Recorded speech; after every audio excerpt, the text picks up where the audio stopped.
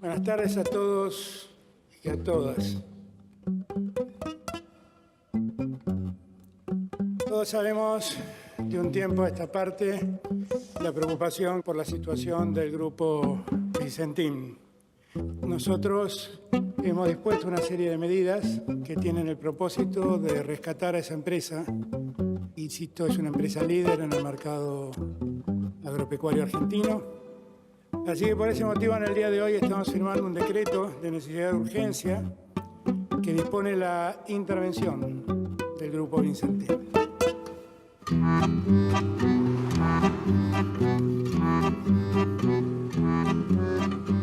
Y el campo significa el principal generador de divisas del país, de exportaciones que salen por los puertos privados que circunvalan a la ciudad de Rosario. La industria oleaginosa del país se concentró en la provincia de Santa Fe. 8 empresas representan más del 80% de las exportaciones del sector, en las cuales está Vicentín. 93 años de historia, siendo la mayor fuente de trabajo de 3 generaciones. Vendían una realidad, una burbuja, digamos, suele suceder en el capitalismo, y un día explotó. Los empresarios nunca quieren poner los balances arriba de la mesa. ¿Ustedes quieren discutir con balance? Sí. No lo presentan nunca. Siempre fuimos la parte que defendimos al trabajador. Entonces ahora en las pérdidas te quieren hacer socio a vos. Somos los que producimos. Entonces, ¿qué quieren? ¿Que ya no trabajemos? Pues no lo van a conseguir. No nos destruyan de esta manera. Nos tocan el alma, señor. Nos tocan el alma. Somos todos Vicentín. Que el poder crea esa posibilidad de que todos se sientan, entre comillas, partes del poder. 1.328 millones de dólares, que es la pérdida patrimonial que tiene la empresa en 6 meses. Esta es la parte inexplicable. Uno piensa que es imposible que una firma se pueda quedar con otra sin poner un peso. No, eso pasa en el mundo corporativo y acá estamos ante un caso. Claramente el fraude se puede llevar a cabo porque se puede dar una suerte de asociación casi delictiva entre el poder económico, en este caso el grupo empresario, y el poder político. Creo que hay que poner eje en esa opacidad del negocio de los granos, donde el Estado no controla qué es lo que sucede. Fue el error estratégico más profundo de Alberto Fernández, y eso que tuvo varios.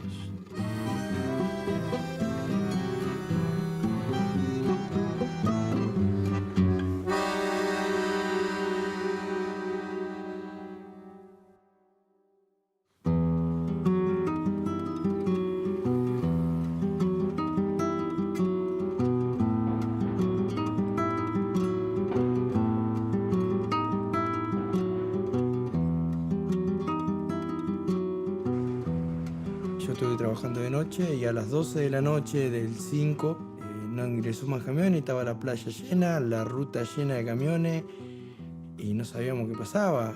Se preguntó ingreso dice no podemos ingresar las cartas de porte de la FIP, no sabemos qué pasa, nos rechaza. Y así pasó hasta que despertara el día. 8 de la mañana, 9, aparece un audio de un camionero que le había enviado el productor diciendo que se pegue la vuelta, que salga de la playa, que Vicentín había presentado quiebra. Hola Aguirre, ¿cómo va? Escúchame, pegate la vuelta, no me veniste con la carga porque parece que hay unos rumores que quebró Vicentín, una locura. Venite nomás porque no van a pagar. ¿Qué haces, Carlos? Escuchame una cosita, me llegó un mensaje, me dijeron que me pegue la vuelta, no vas encargado, que me vaya de vuelta porque no van a descargar. Bueno, nada, cualquier cosa avísame, pero yo ya arranco. Llamo al jefe de personal, le consulto, me dice no tengo directiva, no sé lo que pasó, seguramente no sé qué pasa, debe haber algún error y qué sé yo, y salta por los medios de comunicación que Vicentín entró en estrés financiero.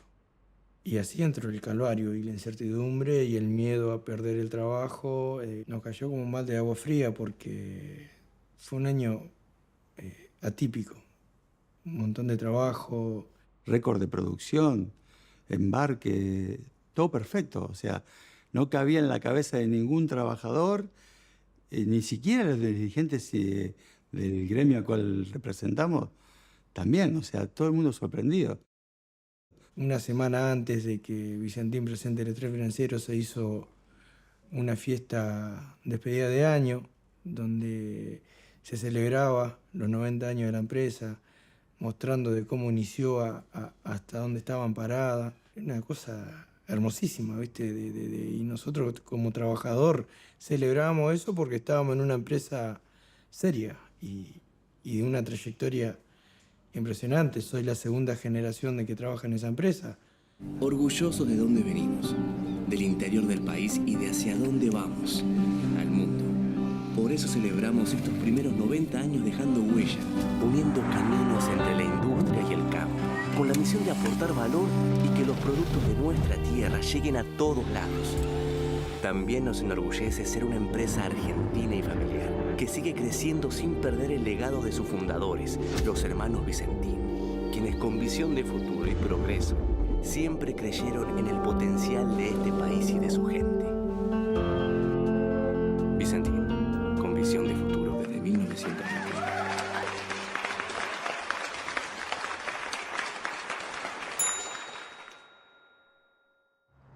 El día lunes, no sé qué hora eran, pero creo que eran las 10:30, 11, 12 del mediodía, nos enteramos que las puertas de Vicentín estaban cerradas. Entramos a preguntar, entramos a llamar a uno, nadie nos contestaba y no nos contestaron ese mismo día. Recién al otro día, martes, ahí nos contestó alguien de la empresa y que, bueno, había ocurrido esto de que habían entrado en convocatoria.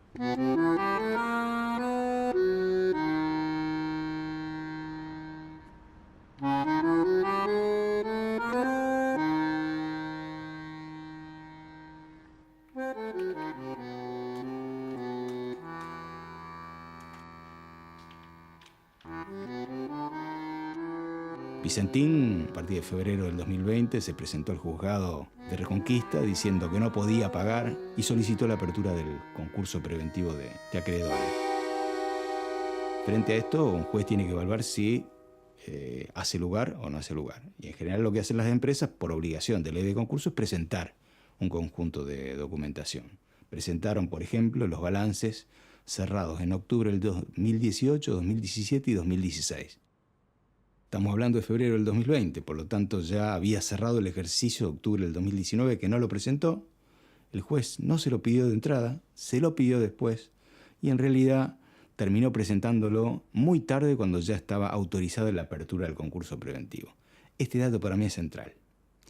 ¿Por qué? Porque cuando se presenta el balance de octubre del 2019, es decir, unos meses antes de la caída en su llamado estrés financiero y después presentada la solicitud de apertura del concurso, el balance muestra una pérdida del patrimonio fenomenal. La empresa decía a través de sus balances, certificados por el contador que lo hizo, que no era la multinacional que antes le certificaba los balances, que el patrimonio era negativo en casi 300 millones de dólares. ¿Cuál es el detalle? Que el último balance que había presentado, a octubre del 2018, tenía un patrimonio de algo más de 600 millones de dólares. O sea que en un año habría perdido 900 millones de dólares, 600 positivo a 300 negativo. Pero hay otro dato. Como la banca extranjera desconfiaba de los papeles y de los números que presentaba Vicentín, hizo un pedido ante la Corte de Nueva York para que presente trimestralmente unos balances, y en el balance del 31 de julio del 2019, que no estaba certificado por ningún estudio contable, pero sí por el director financiero de Vicentín, decía que la empresa seguía teniendo los 615 millones de dólares, o sea que la pérdida no se habría producido en un año, sino solo en 3 meses. Y es lo que habilita que un conjunto de acreedores, entre ellos la banca estatal, presente una denuncia por balance falso.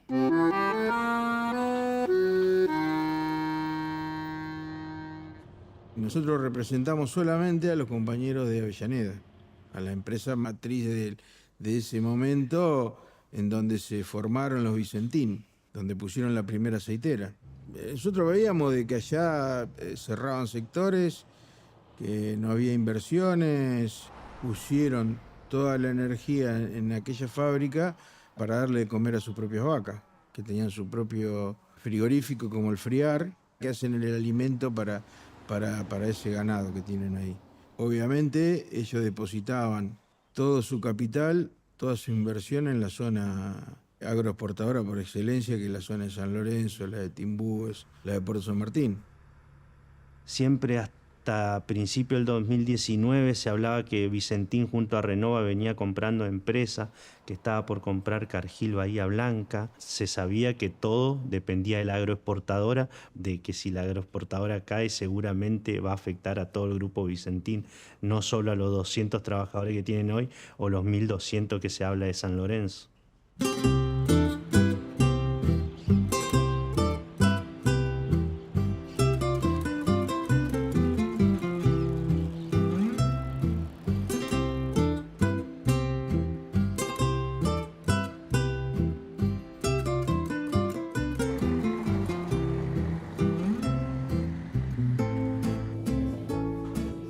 Buenas tardes, buenas noches. Nosotros creemos que lo cultural es esto. Nosotros hacemos política presentando libros. Lo nuestro es el cardumen. Lo nuestro es la asamblea. Por eso es un frente amplio por la soberanía, que además tiene la particularidad de decir cosas, de rebelarse frente a las injusticias, de denunciar con nombre y apellido a los multiplicadores del dolor y de parir esperanzas de forma colectiva. Por eso, mientras el avión de Vicentín funciona para Losada y Escarpín, nosotros en el Pulqui, de Rosario a Las Toscas, le ponemos 10 horas. El inicio de Vicentín, 1929, es el inicio de la crisis capitalista. Octubre del 29 se da el gran crack financiero, ahí empieza a despegar Vicentín. La leyenda rosa habla de dos hermanos italianos que se vinieron al norte profundo de la provincia de Santa Fe cuando todavía estaba el imperio de la forestal, en pleno auge, en pleno desarrollo, y empiezan con un negocio fundamental que era una especie de almacén de ramos generales.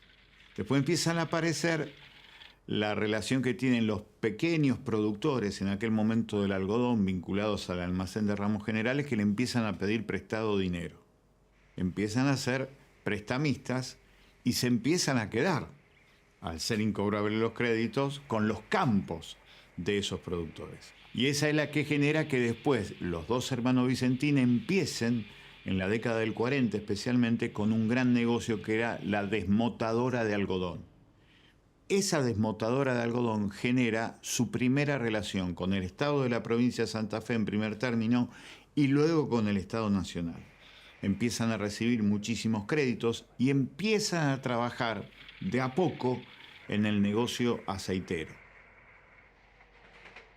La mayor cantidad de tierras que tienen los integrantes de la familia Vicentín fueron tierras concedidas fundamentalmente por las dictaduras. Primero por la dictadura de Onganía. Después viene la primavera democrática de Cámpora en primer lugar, después el retorno de Perón. Allí hay mucho auge de las luchas sindicales antiburocráticas. Allí comienzan a aparecer algunas listas negras de parte de los gerentes de la empresa Vicentín. Y cuando viene el golpe de 1976, hay 14 trabajadores que terminan detenidos, 22 en total, 14 de ellos delegados de fábrica.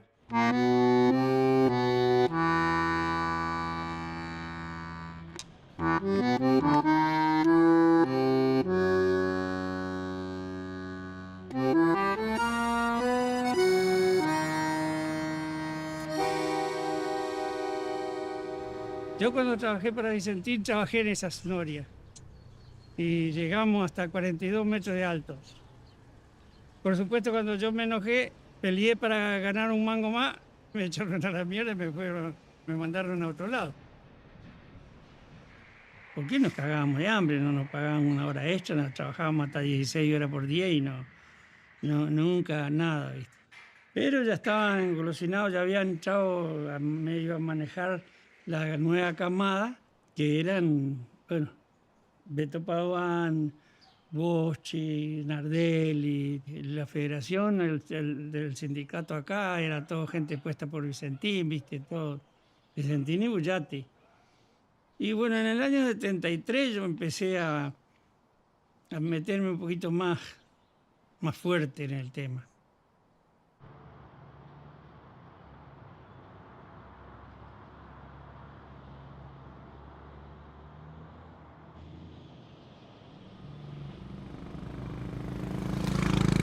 Yo empecé a trabajar en Vicentín en enero de 1970.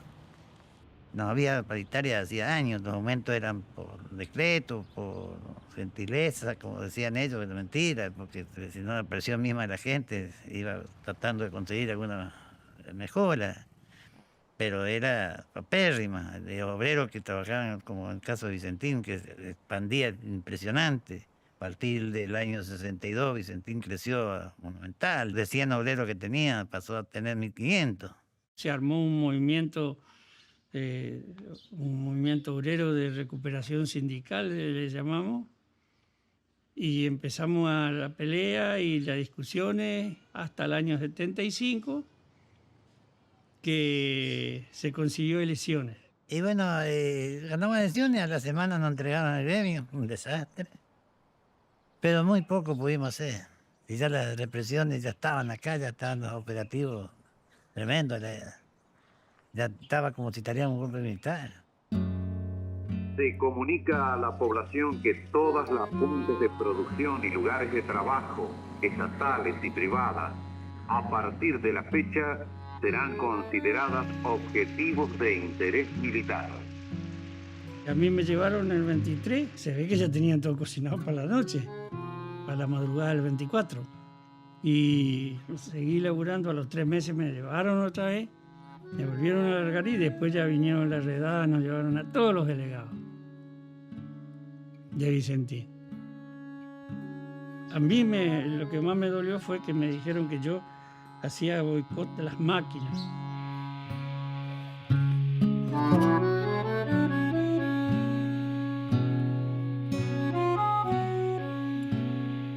Sé que no voy a ser capaz de ir a romper a propósito una máquina, porque a mí los fierros me encantan. Empezaron las torturas, me sacaban a tirones los pelos, me tironeaban, ¿viste?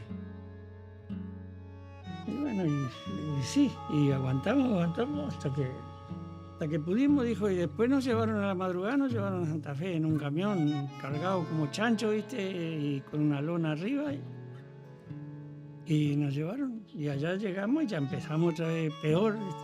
Cada vez peor era. El 2 de noviembre yo voy a trabajar en la fábrica, trabajo todo el día sin problema. Tengo atrás sembrado, tenía tomate sembrado en el terreno de mi viejo.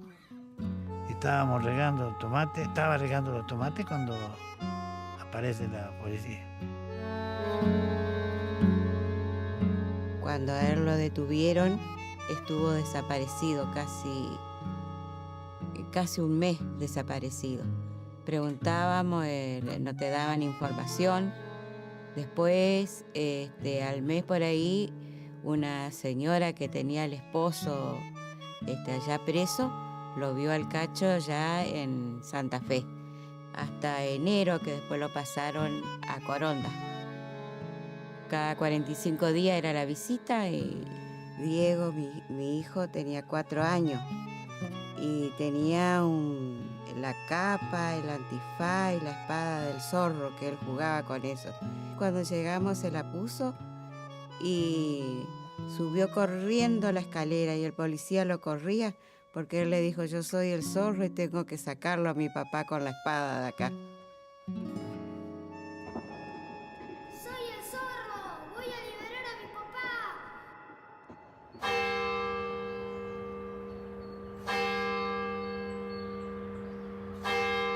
Ya pasó el año de estar preso, Cacho. Se aproximaba el 2.º año ya.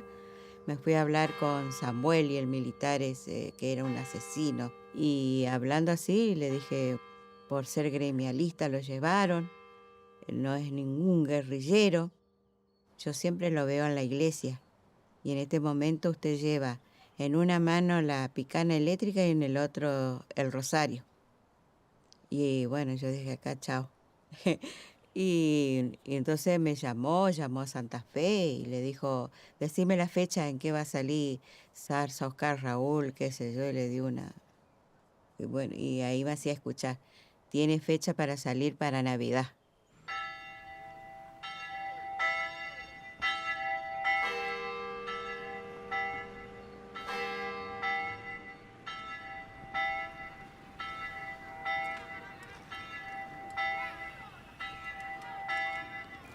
Y ahí, viste, empieza el calvario afuera, porque ni a la iglesia no podíamos ir, porque eran señalados, por algo será. Y si ellos dicen que vos eras terrorista, viste, eras terrorista, aunque no tenía nada. Yo de formación política no tenía nada, pero tenía un poco de coraje y actuar en el sindicalismo era lo mismo que político, y lo mismo que político significaba terrorismo. Nosotros fuimos despedidos a los 3 meses que estábamos presos. Vos sos un subversivo, la palabra de ellos es subversivo. No sé de dónde la sacaron, pero son subversivos. El proceso de reorganización nacional, iniciado en la República, no es solo una propuesta referida a la solución de problemas coyunturales o un conjunto de metas a lograr en el plano material. Es una propuesta de cambio dirigida, antes que a las cosas, a los espíritus. Al final de la dictadura se produce, entre otras cuestiones, lo que Cavallo, en aquel momento como presidente del Banco Central de la República Argentina, establece la estatización de la deuda de 600 empresas privadas. Ya aparece Vicentín como alguien que tiene una deuda privada y Cavallo la estatiza para que termine siendo no la deuda de Vicentín, sino la deuda del pueblo argentino. Brindaremos a la iniciativa privada y a los capitales nacionales y extranjeros todas las condiciones necesarias para que participen con su máximo potencial y fuerza creativa en la explotación racional de los recursos. Libertad del mercado cambiario, libertad del comercio exterior, libertad de las exportaciones, libertad de importación, libertad de tasas de interés y reforma del sistema financiero en general.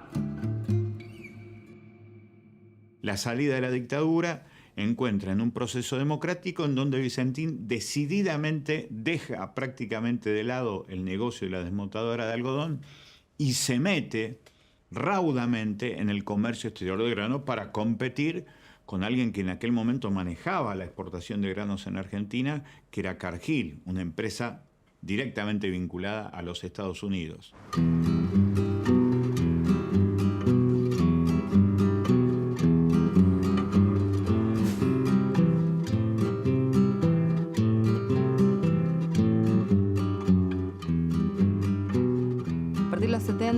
Como sabemos, en la historia argentina se produce el inicio de un largo proceso de cambio en el modelo productivo del país y en su inserción a nivel internacional. En eso lo que se produce rápidamente es la reconversión de ciertos grupos locales que ya venían operando en el sector primario, como Vicentín en el sector algodonero, y que van integrando su producción a este nuevo modelo de procesamiento de productos básicamente de la soja. ¿Y esto por qué se da? Porque a partir de 1979, una ley de la dictadura habilita la construcción de puertos privados. Se empiezan a instalar sus plantas de procesamiento para poder ahí mismo procesar la soja y exportarla rápidamente por el río Paraná. Luego el menemismo va a acelerar estos procesos cuando se produce la liquidación de la Junta Nacional de Granos en el año 91 y la privatización, primero provincialización y luego privatización de los puertos públicos en el año 92.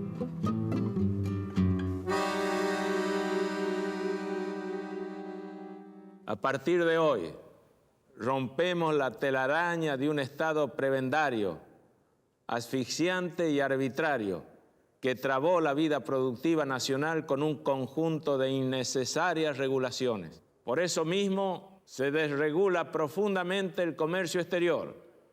En este contexto, se ha dispuesto la disolución de los siguientes organismos: Junta Nacional de Granos, Junta Nacional de Carnes.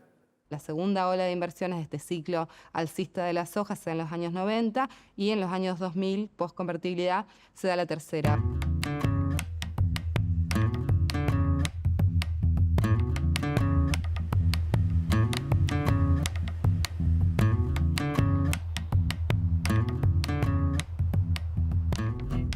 colonia tenían escuelas rurales porque la gente vivía en el campo. Y ahora encontrás escuelas rurales abandonadas por doquier,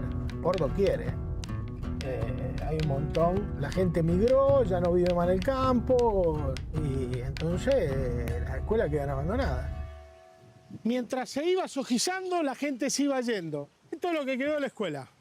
El mástil, trunco, y la escuela absolutamente abandonada. Esto estaba lleno de pibes, chacras, chacareros trabajando con su familia. Hoy no quedó más nada. Hoy hay solamente soja y acá podemos ver el mudo testimonio en que fue reducida esta escuela. Vivienda de un par de chanchos que están en engorde. Y estos nos quieren hacer creer que esto es el progreso. Bueno, el campo antes de la década del 90 era un campo esencialmente de lo que nosotros llamamos el chacramista, de la mistura productiva, con rostro humano, con gente viviendo. Conjunción de campo y cielo, como cantando un himno a la feracidad de nuestras tierras y a la inquebrantable voluntad y pujanza de sus hijos. A partir de los 90, con la caída del muro de Berlín, la incorporación de China al mercado mundial y a la OMC, esto cambia radicalmente y empieza a transformarse. Ese campo que era de chacramista de la pampa húmeda se transforma en un campo que es un inmenso desierto verde de un modelo que nosotros llamamos de sojización inducida con concentración de tierras y renta, que también trajo aparejado la destrucción del ferrocarril, la privatización de los puertos, la destrucción de la flota mercante, la privatización del Paraná, en fin, todo un proceso, un combo global que hizo que la Argentina dejara de ser ese paraíso que producía de verdad alimentos y que alimentaba a los pueblos con los consumos de cercanía, en transformarse en un exportador neto de alimentos para cerdos y aves asiáticas.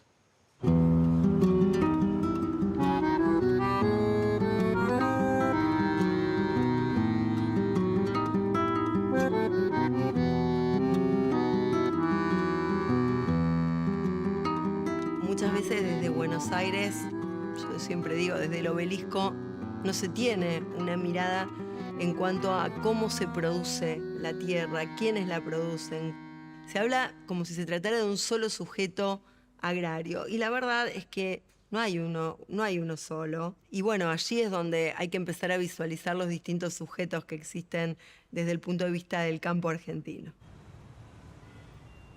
Acá no se está rematando una empresa exitosa. El Estado Nacional está corriendo en auxilio mediante una medida excepcional a una empresa que estaba por dejar a más de 4.000 personas sin trabajo y que ha dejado a creencias a lo largo y a lo ancho de la provincia de Santa Fe, de la provincia de Córdoba.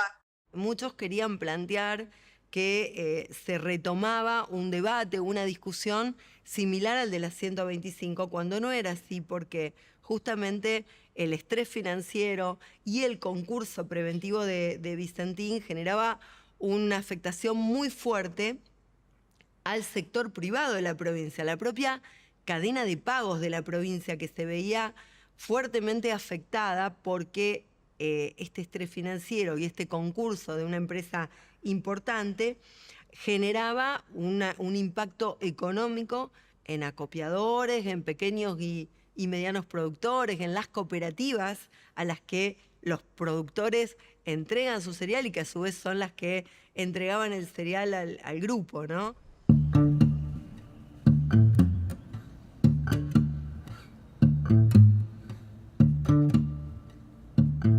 A mediados del año 2020 comenzaron a radicarse denuncias ante el MPA relacionadas con estafas presuntamente cometidas por los directivos de Vicentín contra productores granarios.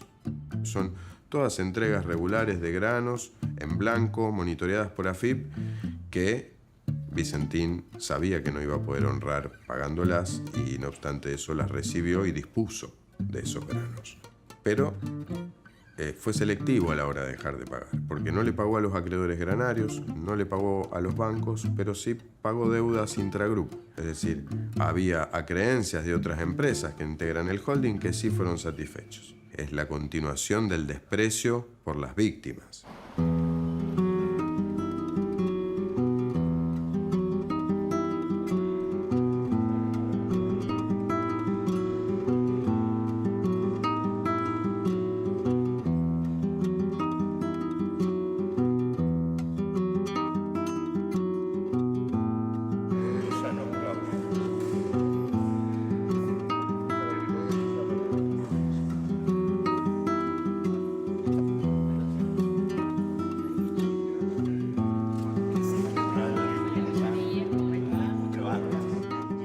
nombre de la Cámara de Diputadas y Diputados de la provincia de Santa Fe, tengan ustedes buenos días. De acuerdo a la resolución número 1628, aprobada por esta Cámara, se dispuso realizar en el día de la fecha la audiencia pública en virtud de los últimos acontecimientos ocurridos en el concurso de la empresa Vicentín y por la avocación solicitada por la Corte Suprema de Justicia de Santa Fe. Bueno, buenos días a todas, a todos, gracias por concurrir. Nosotros le damos una vital importancia a la audiencia que vamos a desarrollar en el día de hoy aquí en la Cámara de Diputados de la provincia. Vamos a dar paso a la palabra a los distintos acreedores que están presentes. Señor Francisco Mariani. Buen día a todos, agradezco el haber sido invitado.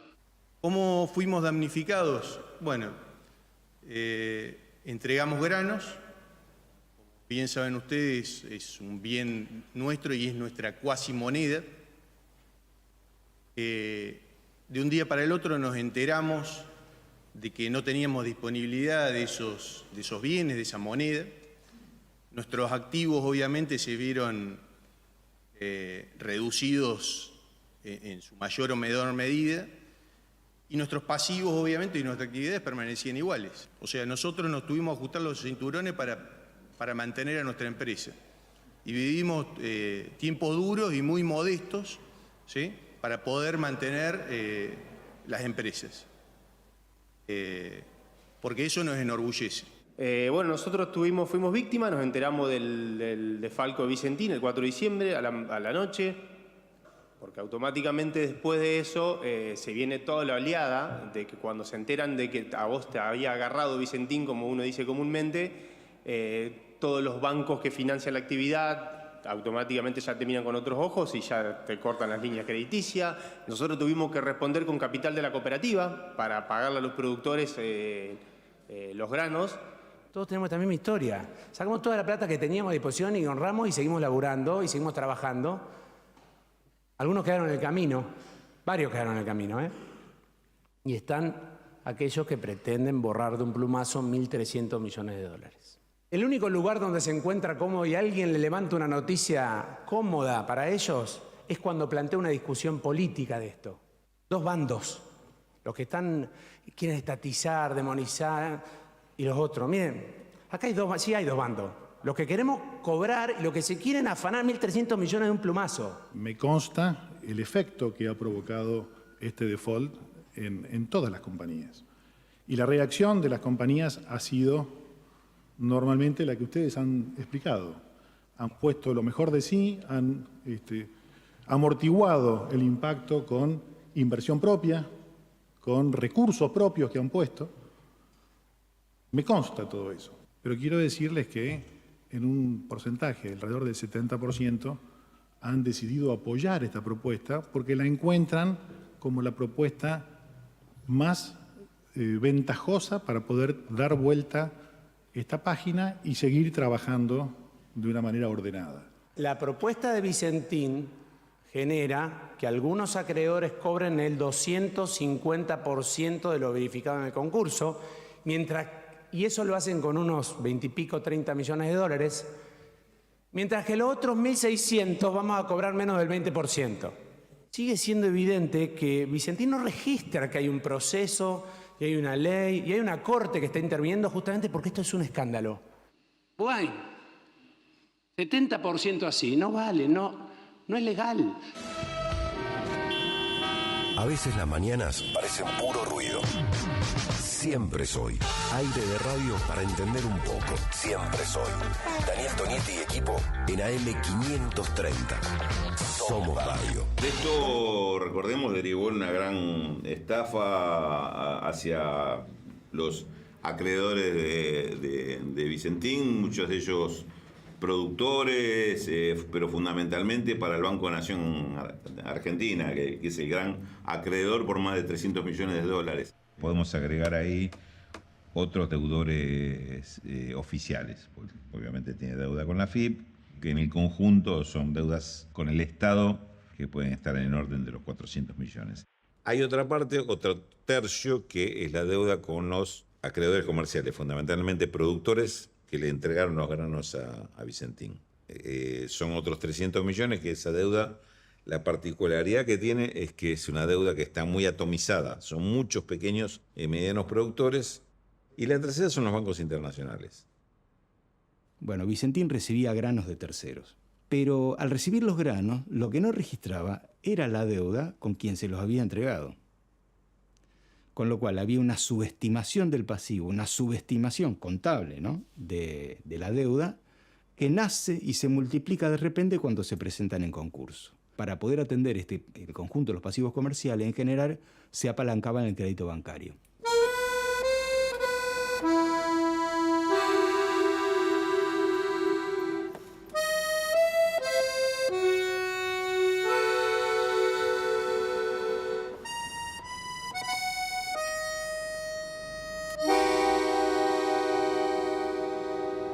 Es una muestra más de una lógica de comportamiento que han tenido las clases dominantes o los principales grupos empresarios de la Argentina. Han transformado casi en una estrategia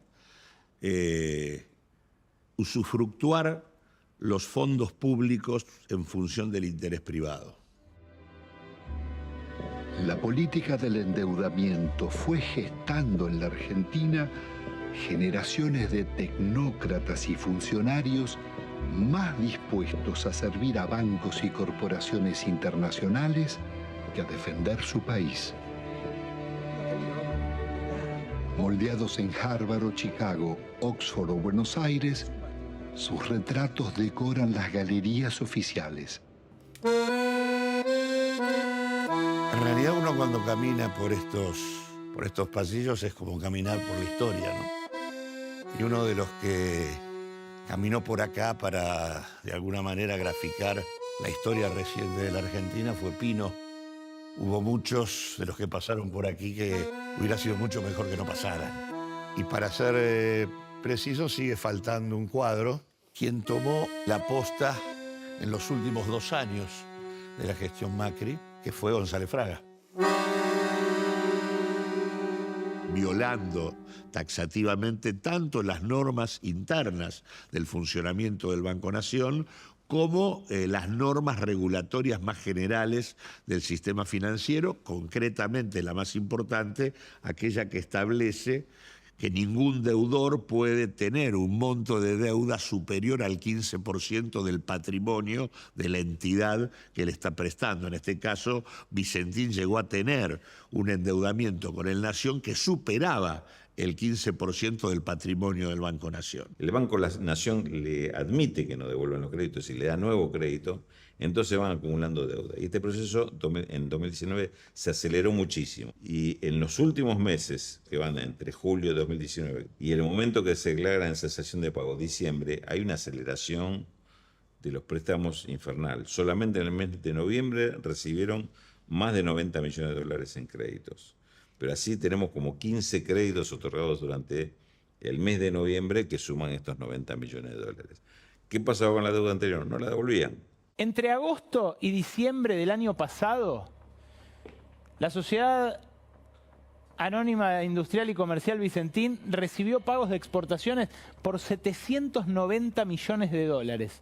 790 millones de dólares que entraron en el Banco Nación sucursal Reconquista y de los cuales se pudo haber cobrado, Javier González Fraga, la deuda que tiene Vicentín con el Banco Nación, de cerca de la mitad de esa plata. Podría haberse llevado tranquilamente los 350 millones y haberle dicho, señores, esto le corresponde al Banco Nación, sobre todo si ustedes entraron en cesación de pagos con el propio Banco Nación. No lo hizo. ¿El Banco Nación fue defraudado? Sí, el Banco Nación tiene una deuda de muchos miles de millones de pesos que a día de hoy, según el dictamen del fiscal Gerardo Policita, es de cobro incierto. Ya hablamos junto a Néstor Espósito sobre la inhibición de bienes que dictó o que le presentó el fiscal Gerardo Policita al juez Ercolini de los anteriores directores del Banco Nación, Javier González Fraga, entre ellos. Una y otra vez estos personajes vuelven a aparecer, yo digo siempre como en un cuento borgiano, estos cuentos circulares donde aparecen nuevamente aquellos que ya debieran haber estado desalojados de la historia argentina. Y uno de esos personajes es claramente Javier González Fraga. Se fue del Banco Nación, pero sigue cobrando un sueldo. cobra sueldo como director del Banco Latinoamericano de Exportación, BLADEX. Es un organismo internacional con sede en Panamá. Históricamente se designa al presidente del Banco Nación como representante argentino ante este organismo. Bueno, pero cuando se fue Macri y cuando él renunció, cuando se fue del Banco Nación, no renunció a este organismo. Entonces sigue cobrando un sueldo que son $6.500 mensuales, unos 450.000 pesos, que está ganando todos estos meses. Son $80.000 al año y en los 3 años que ejerció ese cargo cobró $240.000. Javier González Fraga fue uno de los principales asesores del Banco BID, del banco que estuvo en su momento arraigado en lo que era el sur de la provincia de Santa Fe. Fue un banco que en el año 95 era el tercer banco de lo que era la banca privada en ese momento, en la década del 90.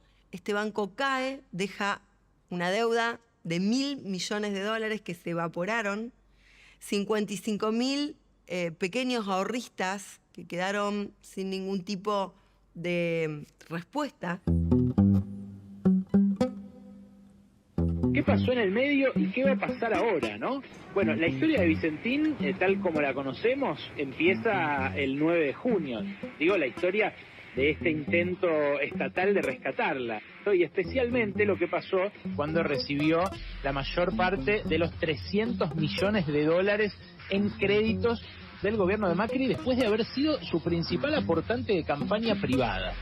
Cuando se da el default de la deuda, especialmente con el Banco Nación, empieza primero un debate en el Banco Nación y en el empresariado sobre ese default, ¿no? Un default que estaba llamado a tener muchas consecuencias dentro del sector exportador, dentro de ese club de 5 grandes pulpos que se reparten ese mega negocio en Argentina. Y también un impacto macro, porque $300 millones para el Banco Nación, para cualquier balance lo dan vuelta, pero para el Banco Nación eran especialmente significativos.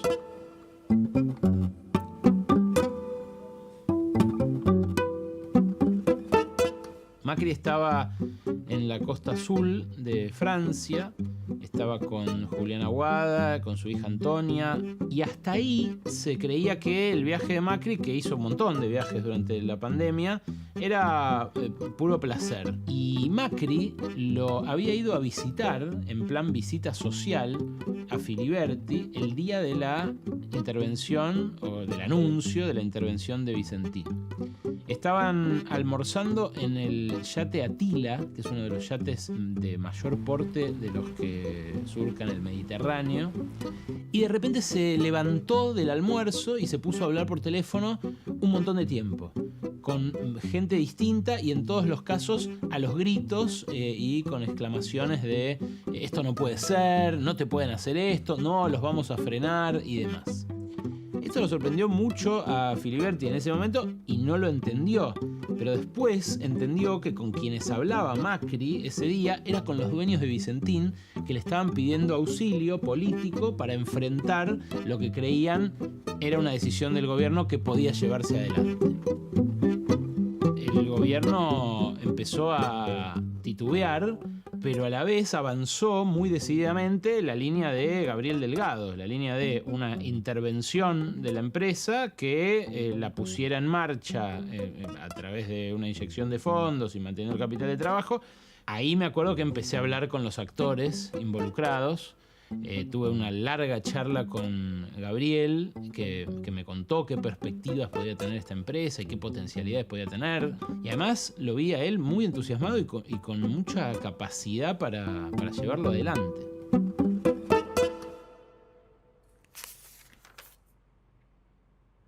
Casualmente estaba trabajando con un ex fiscal de los Estados Unidos, una cuestión académica, que era analizar los juicios que caían en el Distrito Sur de Nueva York y que involucraban causas de Argentina, aerolíneas, YPF, los bonos, la deuda externa. Siempre la jurisdicción termina siendo el Distrito Sur de la ciudad de Nueva York. Y de pronto recibo un WhatsApp de un grupo de amigos y me dice: prende la tele que está tu amigo Gabriel Delgado con el presidente de la Nación. El Poder Ejecutivo ha designado como interventor del Estado Nacional a un experto en temas agropecuarios que es Gabriel Delgado, que nos acompaña hoy. A mí me puso contento porque era la medida más racional que se podía tomar. Y eso de las 11 de la noche recibo un llamado telefónico. Hola, soy Luciano, subinterventor en Vicentín. Mañana tenés que estar a las 6 de la mañana en el aeropuerto porque sale el avión y te venís como el abogado del equipo de la intervención. Y así empezó la historia. Me acuerdo, la primera noche que estamos en Reconquista, el hotel donde estábamos lo ocupábamos solo nosotros porque tiempo de pandemia. Recordemos que estamos en la mitad del 2020. Estuvieron 2 horas y media, 3 horas insultándonos. Después con el tiempo pudimos comprobar de que fue toda una operación hecha por quien era el intendente de Avellaneda, Escarpín, para hostilizar a quienes veníamos a cumplir el deber de intervenir. En esa manifestación que usted participó y en la cual fue orador, no había solamente radicales o gente de Juntos por el Cambio, supongo yo, pero le pregunto, ¿había ciudadanos independientes? Incluso había gente de tradición y de historia peronista. ¿Usted conoce a los vecinos? Bueno, sin duda que es así, ¿no? De hecho, la persona que habló, Vicentín, ¿no?, que es uno de los accionistas, ha sido candidato del Partido Justicialista en su momento en la provincia de Santa Fe, y la persona que habló, que es Yoli Agretti, es de nuestra oposición. Estábamos nosotros con el escribano general de la Nación, una persona con mucha experiencia. Estuvo presente en 2 intervenciones, la de YPF y la de Aerolíneas Argentinas, y él con más sapiencia que nosotros nos dijo, van a encontrar la empresa cerrada, van a encontrar así un candado y no van a poder entrar. Cosa que después de haber salido del juzgado, fuimos a la empresa y exactamente nos encontramos con un candado inmenso, no pudimos entrar. Y ahí tengo el primer indicio de cómo iban a ser las cosas respecto a nosotros cuando el juez nos dice, yo no puedo hacer nada. Fue como orejear las cartas de la partida que se venía. Fabián Lorenzini es un juez que había trabajado durante 20 años en el Banco Nación, en la sucursal Reconquista, en el área de legales, teniendo obviamente que ver con los dictámenes de los créditos que Vicentín sacaba a través de esa sucursal. Ese es el señor juez que queda a cargo de un concurso que era como llevarlo adelante en el, digamos, en el living de la casa de Vicentín. ¿Cómo cree que va a seguir esto en las próximas horas, por favor? Nosotros confiamos en la justicia. Creemos que el juez de concurso es la persona indicada. Estamos en un concurso donde la verificación de crédito todavía no terminó, termina el 28 de agosto. Hay un proceso en curso totalmente normal, así que no creemos que hay camino para que esto transcurra.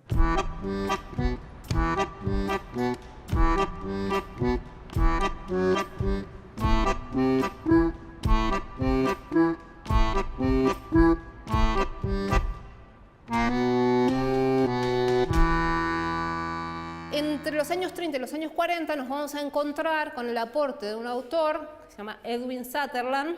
Se propone conceptualizar el delito de cuello blanco, tal como lo denomina a finales de los años 30. Y eso es propiamente una extrañeza en el discurso criminológico. Uno puede encontrar una práctica delictiva generalizada en los sectores de altos ingresos. La noción de delincuencia encierra algunas conductas y algunos personajes, pero deja fuera otros. Delito y delincuencia no son análogos. Lo que ocurre en relación a Vicentín y a la identificación que la gente de la zona hace, también comparten que la delincuencia es otra cosa, que la delincuencia es el motochorro, por apelar a una objetivación que, fíjate, coincide, como en toda la historia de la criminología, con la caracterización de un joven urbano pobre. Entonces, lo que me parece que pasa con Vicentín es que en términos sociales eso no puede ser nunca identificado como delincuencia. Y entonces hay una suerte de protección de aquellos que, como ya decía Sutherland en los años 30, son definidos como hombres respetables de negocios. Hemos permanentemente invertido, con lo cual el crédito siempre ha estado enfocado a incrementar la producción y a invertir en el país. No lavaron dinero, no lo mandaron afuera para sus accionistas. pero sí ingresaron en una situación complicada. Los dueños de los medios de comunicación también son hombres de negocios. Entonces hay ahí algo que nosotros llamaríamos una solidaridad de clase que funciona a partir de la regularidad del delito económico. Tengan en cuenta que la categoría de delito económico organizado no es una categoría jurídica, es una categoría sociológica que nos permite pensar la dimensión política y social de estas prácticas. ¿Qué se persigue y qué no se persigue? ¿Qué se controla y qué no se controla? Es una cuestión política. Esto es lo que busca enfatizar el planteo que nos propone Juan Pegoraro. Lo central en esas prácticas delictivas no pasa tanto por el recurso a la violencia como por esa articulación de lazos que suponen y mediatizan la posibilidad de una impunidad. Y efectivamente no son tratados por el sistema penal y no son objetivados por las estructuras estatales ni por los discursos públicos como delincuentes, digamos.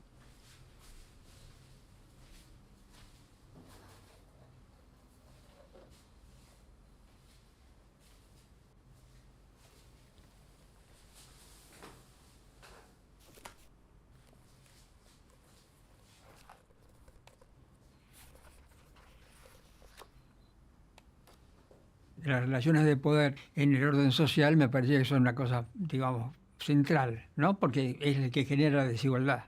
Y a mí me parece que el tema sociológico por excelencia, por su importancia política, social que tiene, es la desigualdad. Fue creando una cosa enorme, Vicentín, de mucha importancia y de mucha influencia social. O sea, creaba lazos sociales. Por eso somos todos Vicentín. Somos todos, que esa es la expresión más clara de que existen lazos sociales, en que el poder crea esa posibilidad de que todos se sientan, entre comillas, partes del poder.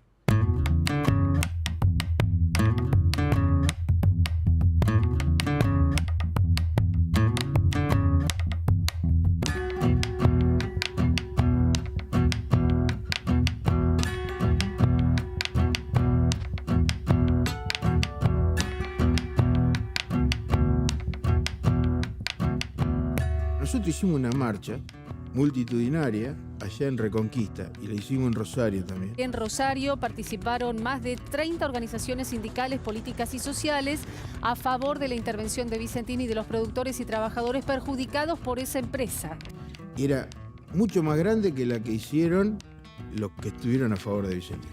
Para que de una vez por todas empecemos a ganar la calle, que la calle es la que nos corresponde a nosotros, a la clase trabajadora, no a esos que defienden a empresarios estafadores. Me parece que de una vez por todas tenemos que poner las cosas en claro. En ese momento había una incertidumbre grande, nadie nos aseguraba, como hasta ahora nadie nos asegura los puestos de trabajo. Lo que sí pasó que los medios hegemónicos mostraron lo que estaban en contra y nunca mostraron lo que estaban a favor de que el gobierno intervenga, que salve los puestos laborales.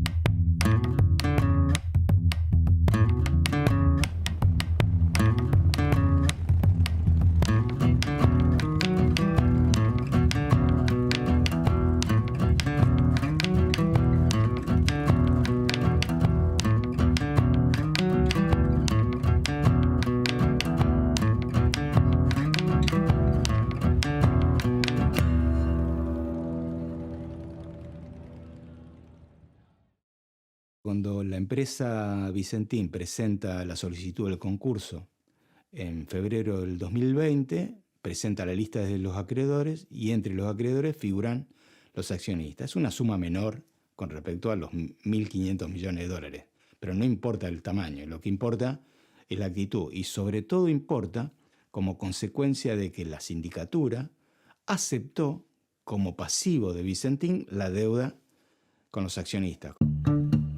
Algo así como 110 miembros de la familia, los accionistas de la empresa, pero obviamente había 4 o 5 que manejaban la empresa.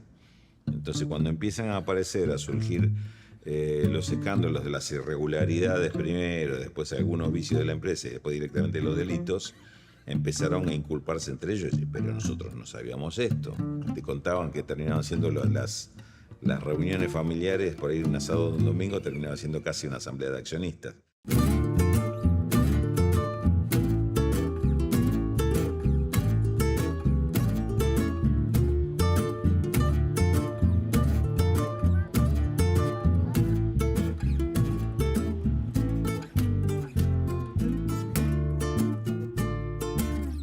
Una de las entidades públicas, una de las agencias del Estado, que era proclive a que se debía intervenir el directorio de Vicentín, era la Dirección de Personas Jurídicas de la provincia de Santa Fe.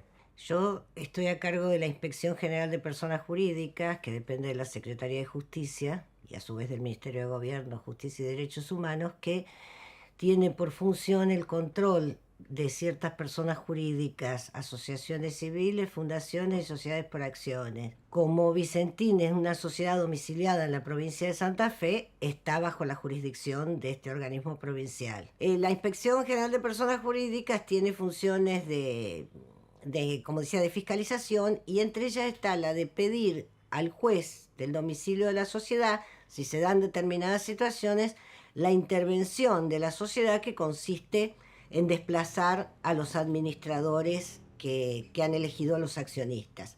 Se advirtió que en el marco de la situación no estaba siendo administrada conforme tan altas exigencias, es decir, las mismas personas que le habían llevado a esa situación, que a su vez era en ese momento objeto de denuncias penales, no podía ser la misma que continuara en esa tarea cuando tenía que generar una administración muy eficiente para poder atender a las deudas corrientes y a las anteriores. Por ese motivo, y con una serie de fundamentos, se pidió que el juez nombrara una comisión interventora. ¿Cuál es el fundamento de la doctora Estrata?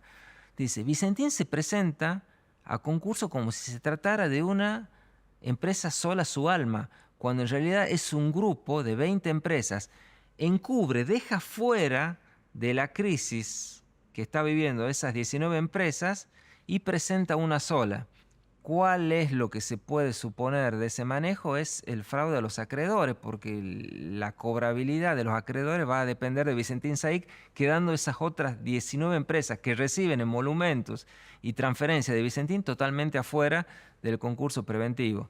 Y no prospera ese pedido de intervención porque una vez más el juez lo que hace es lo diluye en un incidente. Un incidente es un juicio chiquito dentro del juicio grande, y ahí quedan frustradas las negociaciones. Se retira de ese proceso la Dirección de Personas Jurídicas y continúan al frente el mismo directorio, que después hace una asamblea y eligió nuevas autoridades que provenían exactamente del mismo directorio que estuvo cuestionado por todos estos manejos. Nunca tuvo una magnitud de gran empresa multinacional, pero abrió un conjunto de sucursales en distintos lugares, no solamente en Latinoamérica, sino de Europa. Arma primero Vicentín Paraguay, que pasa a ser un jugador importante en el negocio cerealero, pero un jugador más importante todavía como accionista de otras empresas.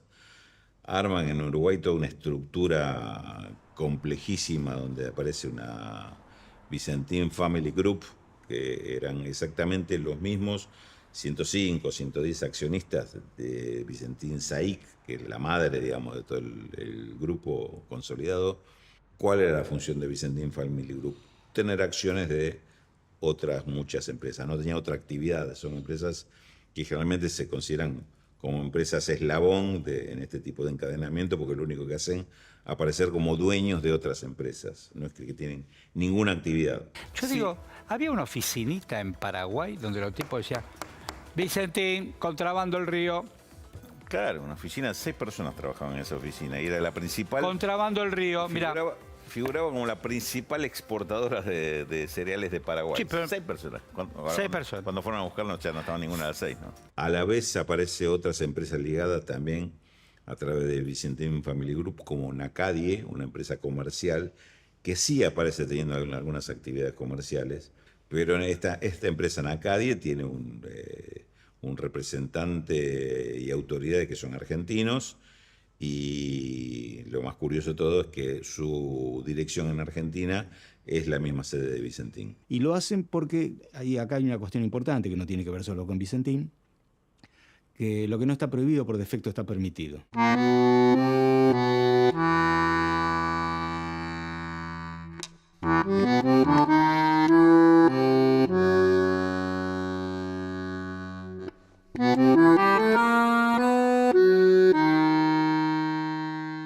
Desde el Banco Nación, poco después de que Vicentín entrara en crisis, pero antes de la intervención, nos encargaron a Gustavo Zanotti y a mí un trabajo sobre un tema específico, la manipulación de los precios de transferencia, que básicamente es un mecanismo que utilizan algunas empresas que realizan exportaciones, que conforman grupos económicos. El propio grupo exporta vendiéndole a otra empresa del mismo grupo que está en el exterior, con lo cual está de un lado y del otro del mostrador, lo que le permite manipular los precios al cual él mismo se compra y vende. Depende del precio que se establezca, la empresa del exterior puede ganar más que la local, y eso implica que la local paga menos. Pero como el exterior suele estar en un paraíso fiscal, no paga en ningún lugar. ¿Está bien? O sea, eso se le dice manipulación de precios de transferencia, que es lo mismo que sucede con otros grupos transnacionales que hacen exactamente lo mismo. Es decir, Cargill o Cofco tienen prácticas muy parecidas.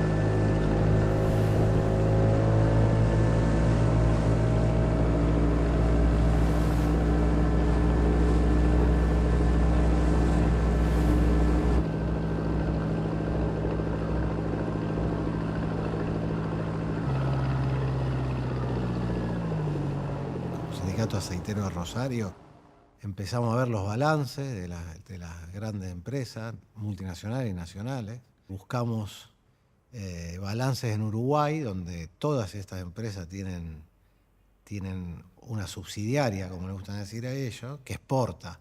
Para exportar esa cantidad que decían las empresas, no te alcanzaban todos los balcones de Montevideo. Decíamos, si plantáramos hojas en los balcones y en las macetas no nos alcanza. Entonces ya veíamos algo raro y en ese momento lo denunciamos. Bueno, porque Uruguay tiene ciertas características normativas que lo asemejan a una guarida fiscal. Es decir, tiene un régimen de sociedades especiales para no residentes que da beneficios para que las empresas grandes de Argentina, por ejemplo, funden empresas holding o filiales con muy poca carga impositiva. Miren qué casualidad. Somos terceros en evasión y terceros en formar activos en el exterior. Esto es, ciudadanos que sacan dólares, porque los pesos, ojo, no se llevan pesos al exterior, no los aceptan, dicen.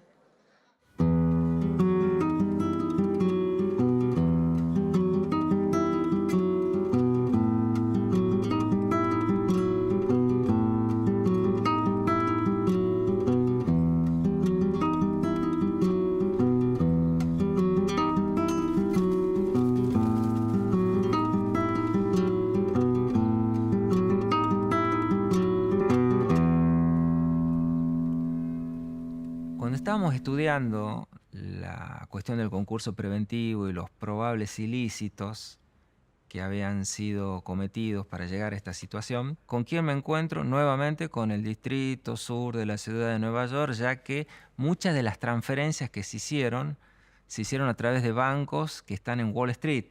Muchos de los cobros de exportaciones que hacía Vicentín eran depositados directamente por orden de Vicentín en bancos que estaban en Wall Street. Y la liga de 9 bancos transnacionales que eran acreedores, que son acreedores de Vicentín, pidieron un discovery, que es una investigación patrimonial para ver dónde están los activos del deudor. ¿Dónde lo pidieron? En el Distrito Sur de la ciudad de Nueva York. Con lo cual le propongo a mi contraparte académica, al profesor David Shapiro, cambiemos el eje de la investigación, vamos por acá, por Vicentín.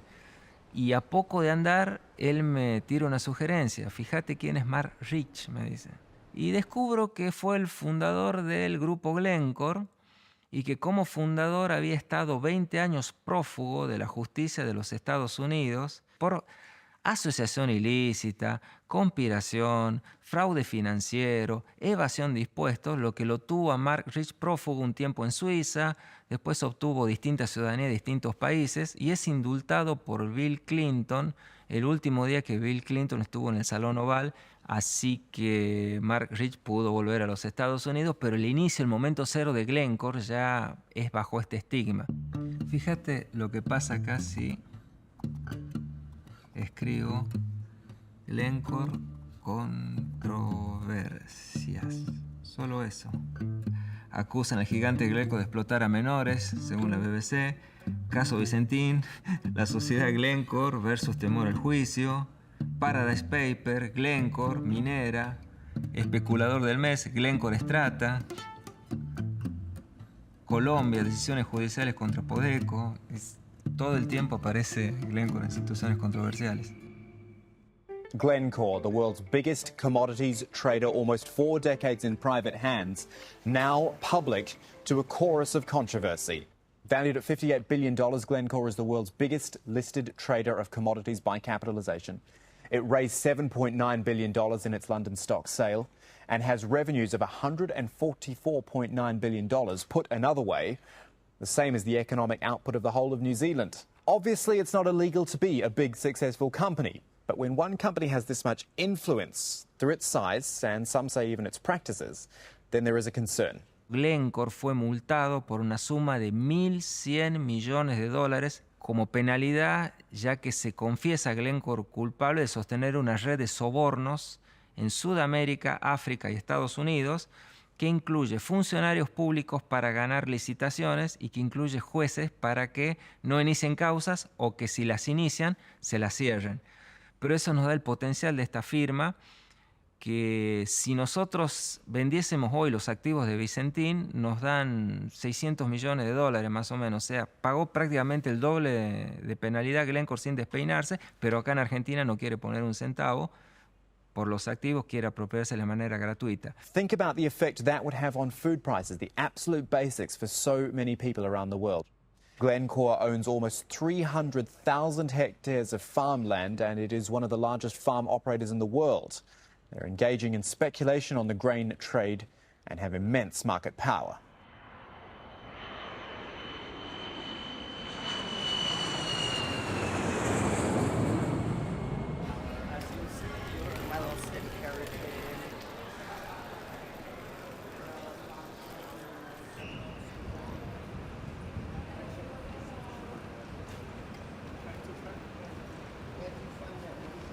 Vicentín, for better and worse, is not entirely original. It fits a common fact pattern that highlights fraud risk. That is, the transactions and the entities with which Vicentín dealt are not clearly disclosed. And this is common in our globalized financial system. It's created an environment in which it's difficult to know reality. It's difficult to know who is behind the transactions, what these legal entities stand for. Banks continually try to distance themselves from responsibility for the integrity of their customers' transactions. See nothing, hear nothing, say nothing. And I'm just following electronic orders.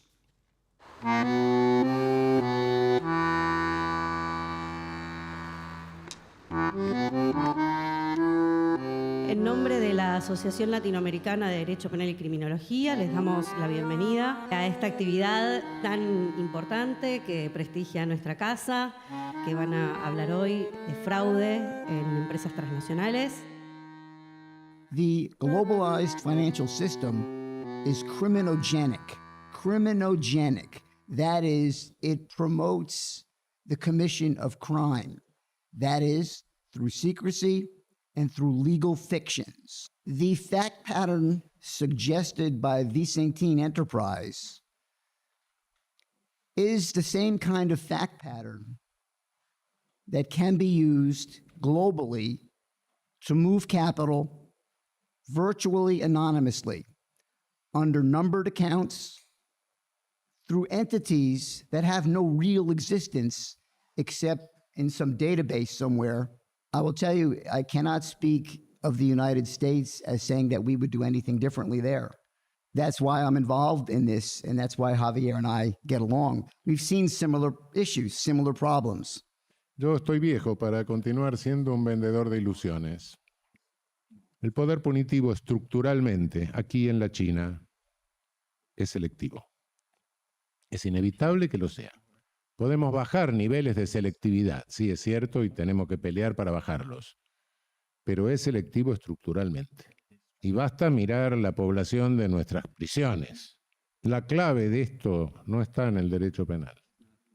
La clave de esto está en la coautoría de bancos centrales, en la coautoría de todos los aparatos administrativos de control, en la estructura de poder de los estados. Un poco jocosamente con David utilizamos una frase del manifiesto comunista: proletarios del mundo, uníos. Bueno, los proletarios del mundo no se unió, lo que sí se unió fue el capital, y el capital se unió a través de las sociedades anónimas, que es un instrumento pletórico en ventajas, tanto como para ocultar al verdadero persona física que hace las transacciones financieras que maneja, como así también para reclutar y aumentar el capital. Antes vos, el capitalista, tenía que ser dueño de toda la empresa para manejarla. En una sociedad anónima basta con que tenga el 51% de las acciones y ya con eso la dominás. Pero vamos un paso más adelante. En la práctica nosotros vemos que el accionista que tiene un 15, un 20% de acciones ya te domina ese complejo de productividad que puede llegar a ser una sociedad anónima. Y si damos otro paso más, nos damos cuenta de que en el mundo de las corporaciones, en el mundo societario, se establecen una serie piramidal de matrioshkas, es decir, una sociedad anónima, como tiene la capacidad de una persona física, el derecho las equipara a través de una ficción jurídica, entonces una sociedad puede crear otra sociedad anónima, y esa otra sociedad anónima, otra sociedad anónima, y esa otra más. Nosotros nos abocamos en el último capítulo a poner un ejemplo de dónde se veían estas dinámicas, dónde se veían reflejadas, para no hablar en abstracto. Y lo encontramos en Vicentin.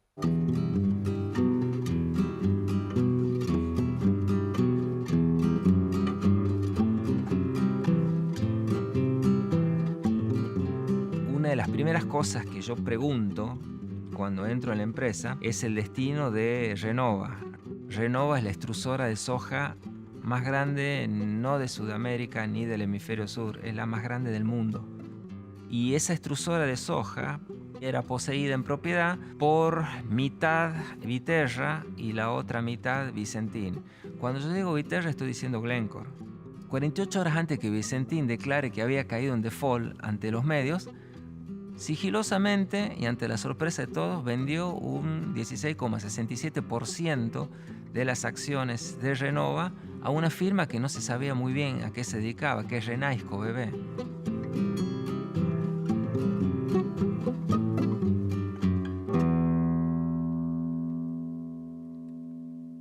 Renaisco es de los Países Bajos, es una BB. Que vos podés abrirla en una semana y con el capital de €1. Lo que Si serían vos acá las sociedades anónimas simplificadas.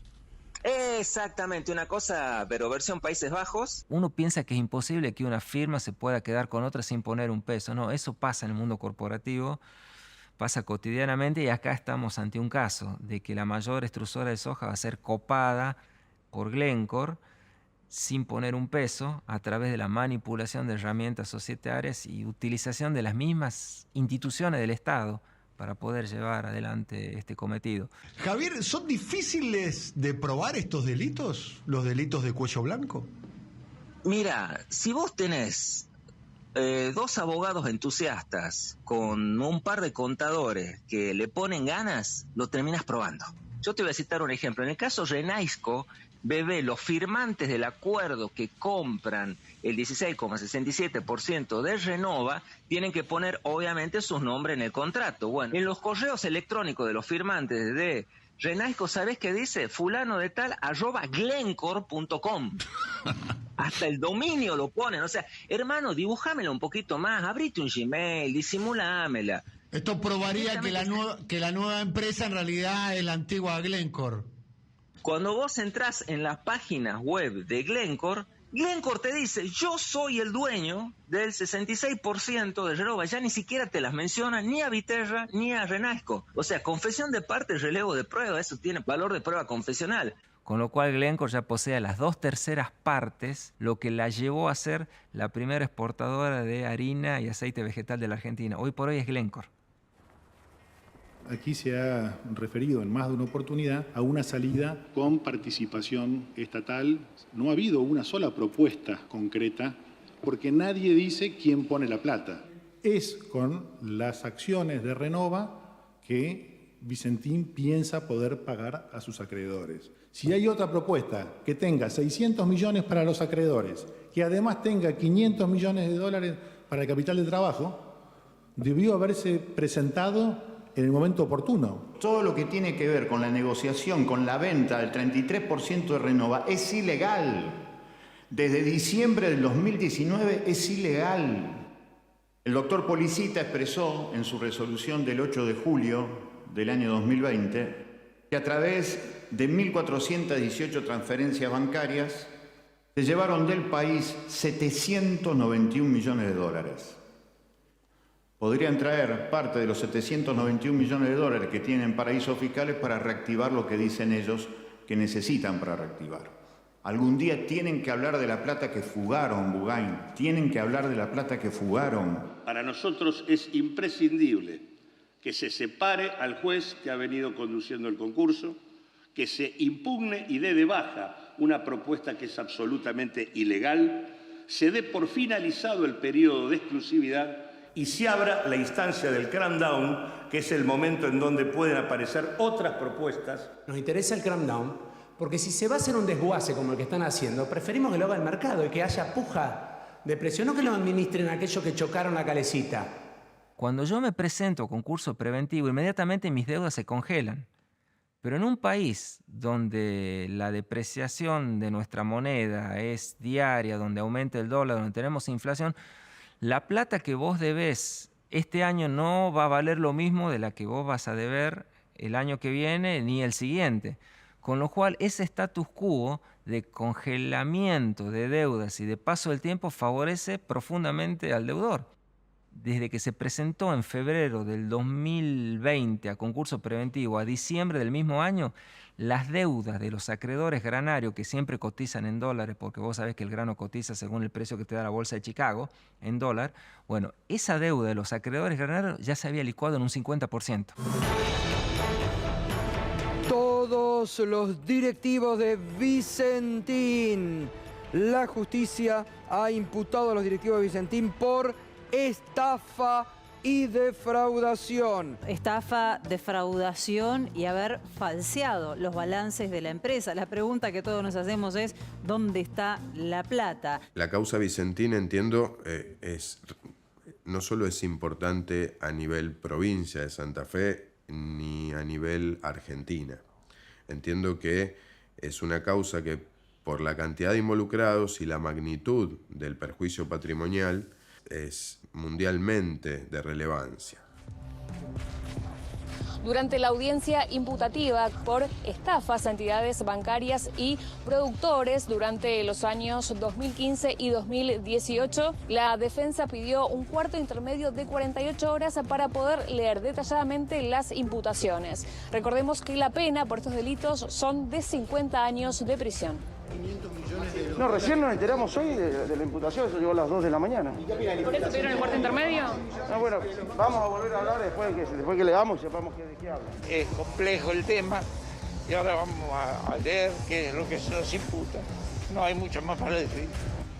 Hemos detectado nosotros a través de allanamientos y del examen de los elementos que se secuestraron en los allanamientos, esto es información contenida en dispositivos electrónicos, en computadoras secuestradas en Vicentín, que desde el estudio que se presentó el concurso preventivo de Vicentín al juez Lorenzini, patrocinan a acreedores de Vicentín. Es decir, están de los dos lados del mostrador, por decirlo de algún modo. También detectamos, como si fuese una guía, en donde se van los pasos a seguir como política pública de Vicentín, cómo mostrarse en los medios, qué profesionales del periodismo eran afines, qué profesionales del periodismo eran enemigos, qué políticos eran afines y qué políticos eran enemigos, y cómo manejar la cuestión frente a la opinión pública. También detectamos llamadas telefónicas en donde Omar Scarell habla concretamente con su hijo y le solicita si conoce a algún contador joven. Che, se me cayó un síndico, necesito un síndico titular. ¿Titular? Ah, mierda. ¿Quién se te ocurre que puede ser? Hugo no está matriculado. Sí, Hugo está matriculado. ¿Está matriculado? Sí. Pregúntale.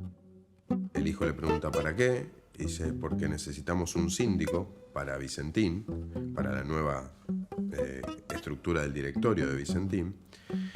Y el hijo le pregunta, ¿pero tiene que trabajar? ¿Que va a tener que laburar o va a tener que hacer controles, esa cosa? Para que se corta, ¿no? ¿Qué me decís? Si va a tener que hacer controles y laburar. En realidad que va a hacer laburo, va a hacer Madre Sandé, que tiene que cuidar, no es bien.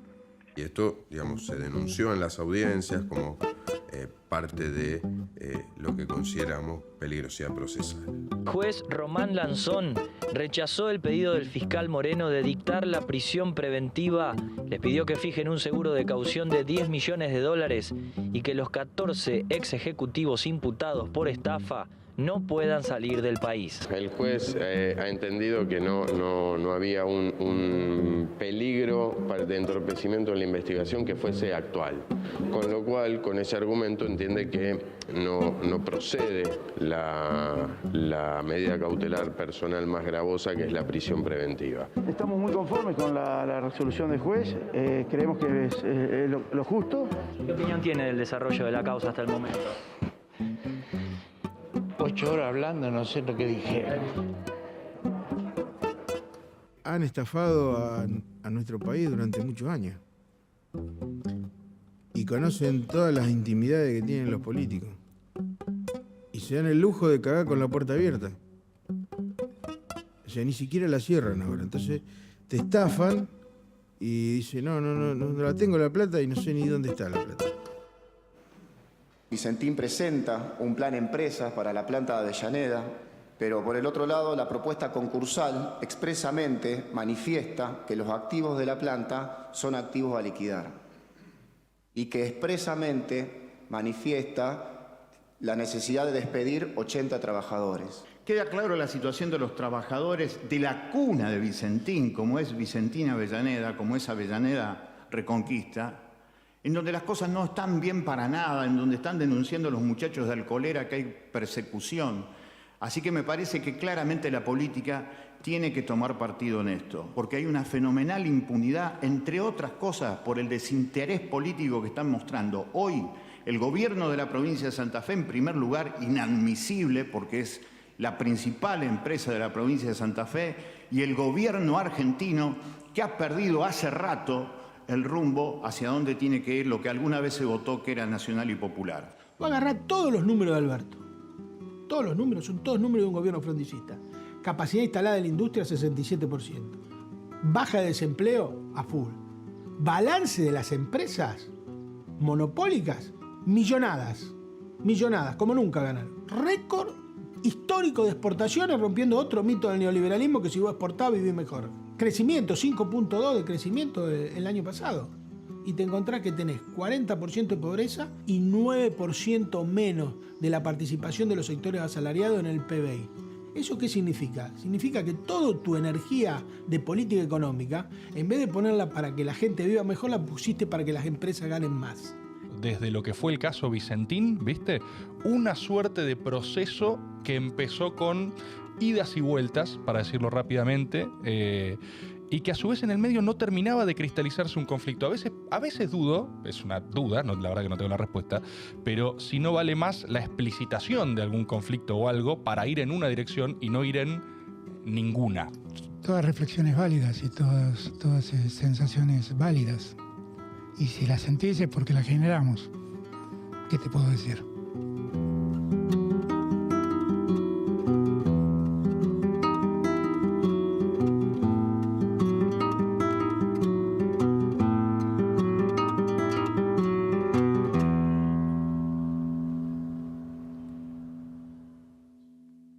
Yo no sé si Vicentín refleja en sí toda la historia argentina. Lo que sí refleja es el comportamiento de nuestras clases dominantes.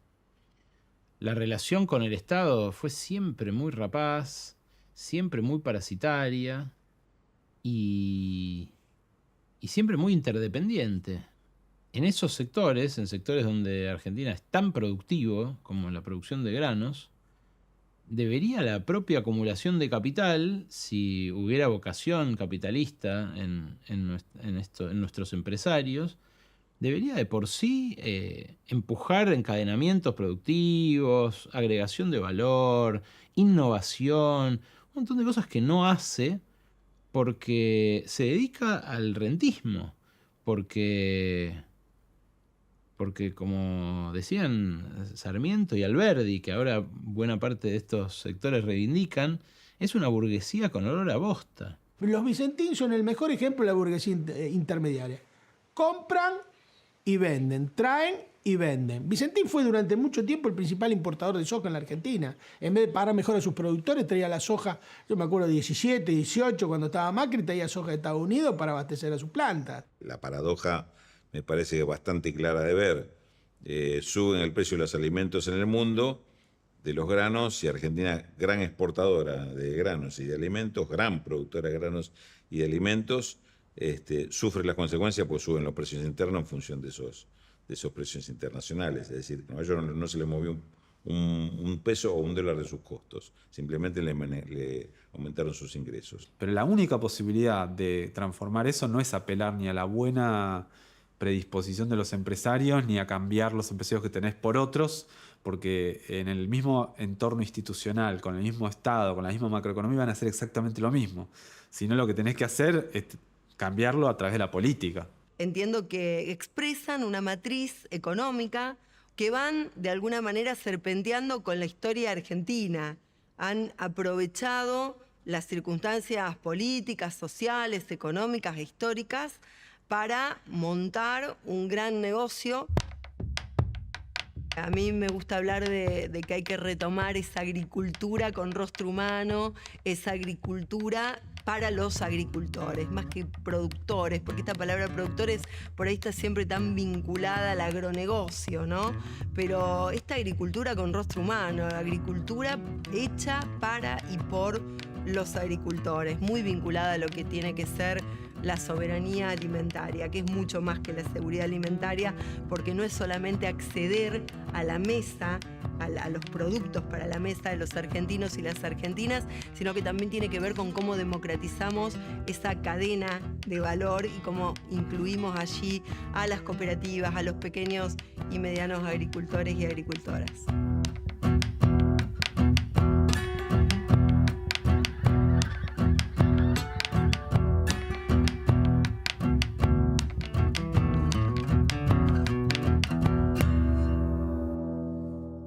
Mira, somos el tercer país del mundo en cuanto a la posibilidad de exportar alimentos. Pero somos productores de alimentos. Producimos para 440 millones de personas alimentos. La oligarquía argentina está llena de mitos. El primer mito es ese, que somos productores de alimentos. y no es cierto. La aduana de volumen de la República Argentina debe ser la segunda del mundo, la que carga volúmenes. La aduana para alimentos, que produce alimentos para humanos, debe ser la 117 o 120. Al volumen hay que interrogarlo de distintos lugares, porque no es lo mismo un volumen hecho por 500.000 pequeños y medianos productores que por 1.000 empresas integradas verticalmente. Cambia radicalmente, y eso lo estamos viendo ahora, lo que sucede ahora, en donde el nivel de concentración en el campo es bestial.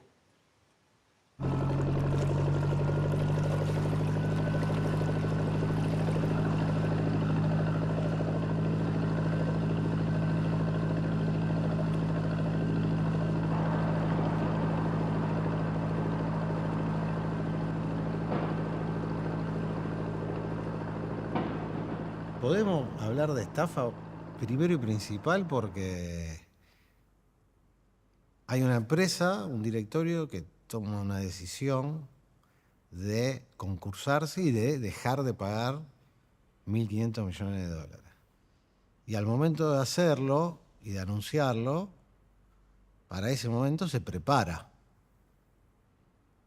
No es que un día abrieron la caja fuerte y dijeron, uy, nos faltan 1.500 millones de dólares. ¿Dónde están? ¿Quién se los llevó? Digamos.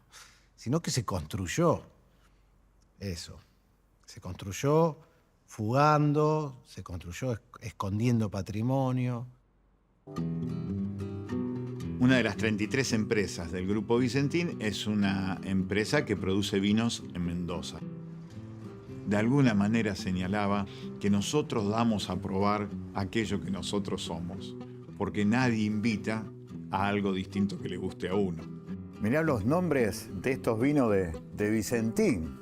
El contrabandista, el tramposo, una identidad y sobre todo una provocación.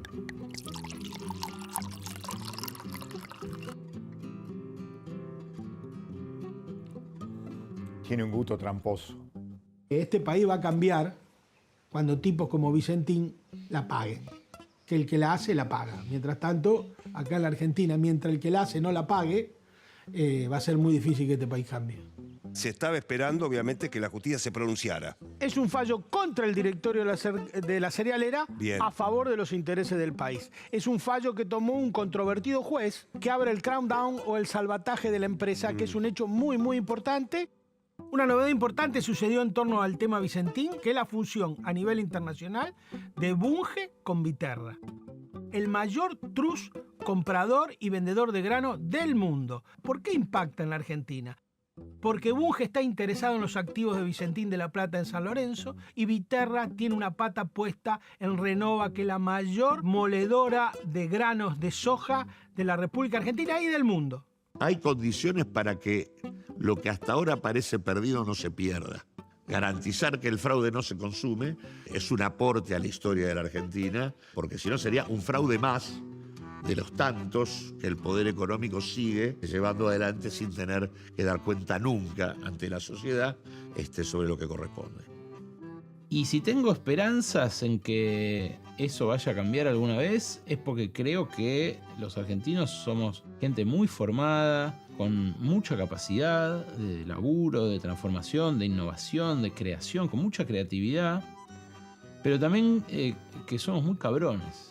Y que ese carácter contencioso, esa discusión siempre a flor de piel, nos hace reflexionar sobre cosas como esta y nos hace resistirnos a que nos sigan choreando, aunque por lo general se salgan con la suya. La Cámara de Apelaciones de Reconquista, provincia de Santa Fe, decidió suspender de manera temporal el proceso de salvataje de Vicentín. Así los jueces de la instancia superior hicieron lugar a la apelación de la empresa. Estas tres empresas que están en la danza de quién se queda con Vicentín, desgraciadamente, y de acuerdo a lo que yo pienso, va a haber muchos lugares que no les interese y no le va, y a la larga lo va a terminar cerrando. Son empresarios y son empresarios de multinacionales. No son empresarios que tienen el corazón puesto en Argentina y le da lástima que estén rodeados de pobres. Por eso nosotros pregonamos mucho de que nuestros trabajadores sean clasistas, que entiendan de que hay que defender a nuestra clase. Hoy tenemos millones de familias en la pobreza en Argentina. Es fundamental recuperar la mayoría de las riquezas para el pueblo argentino y en ese camino es fundamental recuperar Vicentín. Han demostrado que Macri y tantos otros aquí de Argentina tienen sociedades offshore y no pasa nada. Pero mi escepticismo no me hace claudicar en el sentido de que igual hay que luchar. Si no, ¿para qué estamos? Además, si no, ¿para qué? La lucha es vital para el ser humano. Uno lucha para comer, uno lucha para todo. La lucha es parte de la vida.